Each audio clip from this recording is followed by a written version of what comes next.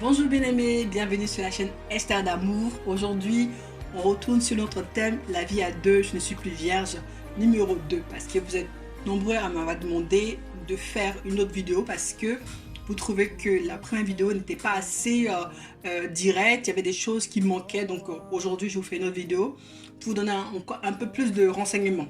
J'aimerais vous dire que, effectivement, en tant que chrétien, en tant que chrétienne, c'est vrai que la sœur doit se préserver jusqu'au mariage, mais le frère aussi doit se préserver jusqu'au mariage.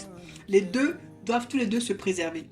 Le souci, c'est que quand tu es dans le Seigneur, tu viens dans une église, dans une assemblée, et tu vois des frères et sœurs qui sont chrétiens. Donc tu te dis, si un chrétien vient vers moi, normalement, il doit savoir qu'il doit se préserver comme moi. Mais malheureusement, bien-aimés, ne trompez-vous, il y a beaucoup de chrétiens qui sont dans le cheminement, qui viennent de commencer leur vie chrétienne et qui sont encore très fragiles et qui ont encore la mentalité d'avant. Du coup, eux, ils peuvent aussi vous proposer d'avoir des rapports avant le mariage. Parce qu'ils vont vous dire, mais de toute façon, je vais t'épouser, donc c'est pas la peine qu'on attende, on peut le faire maintenant, tu seras de toute façon ma femme. Mais non, bien-aimé, si tu deviens sa femme, vous le ferez. Mais sans ça, rien. N'écoute même pas. Il a qu'à d'abord t'honorer, aller voir tes parents, tes frères, tes soeurs, ta famille, pour t'honorer, passer devant le maire, et après vous pouvez consommer. Parce que ce que vous devez savoir, c'est que le Seigneur a fait une chose merveilleuse entre le corps de la femme et le corps de l'homme.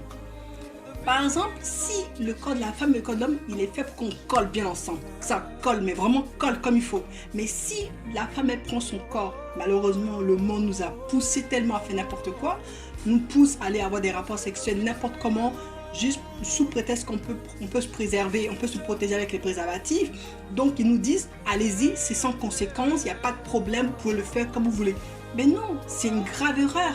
Et c'est un piège pour nous les femmes, surtout nous les femmes. Parce que cette situation de nous laisser aller dans la débauche comme ça en disant que c'est pas grave, tout le monde le fait, c'est normal, ça nous met dans une situation critique, bien aimé. Parce que le jour où tu rencontres ton mari, tellement que le monde t'a poussé à donner ton corps à n'importe quel homme, quand tu vas rencontrer ton mari et que vous êtes mariés et que ça colle plus, ça sera un problème de couple après. Un vrai problème de couple parce que ton mari va vers toi, il n'arrive même pas à comprendre parce que c'est beaucoup plus simple de comprendre avec l'image. Peu importe l'homme qu'il est, qu'il soit chrétien, qu'il soit pas chrétien, mais de toute façon là, on parle plus des couples chrétiens qui veulent fonder une famille chrétienne. Donc on doit se préserver. Pour vous expliquer à quel point c'est important que l'homme et la femme soient collés, ça colle pas. Là, pour qu'il puisse jouir de son foyer, puisqu'il joue de sa maison, il faut qu'il puisse être, quand il va vers sa femme, que ça colle. C'est important qu'il puisse avoir du plaisir avec sa femme, que sa femme puisse avoir du plaisir avec son mari, c'est normal. Donc on va faire une image pour que vous puissiez bien voir. Là, quand j'ai compris ça, j'ai dit, oh Seigneur, le diable nous a vraiment menti. Maintenant, on doit plus se laisser avoir. Imaginez que la femme, le corps de la femme, c'est comme un mur et que tu vas accrocher un tableau.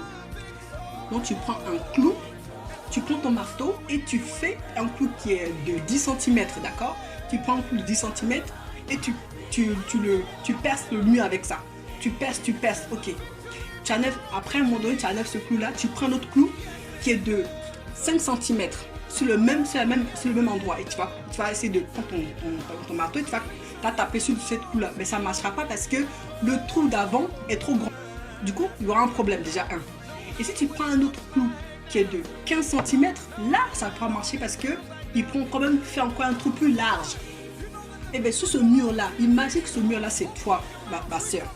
Et que ce clou de 10 cm, de 5 cm, de 15 cm, ce sont des différents hommes qui sont dans ta vie.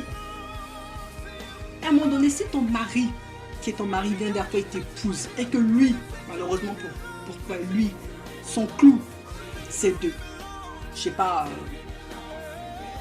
7 cm ou 10 cm, ça passera pas parce qu'il y avait un clou de 15 cm qui est passé et qui a fait un trou trop large. Et lui, il va flotter complètement. Il va être complètement à la nage.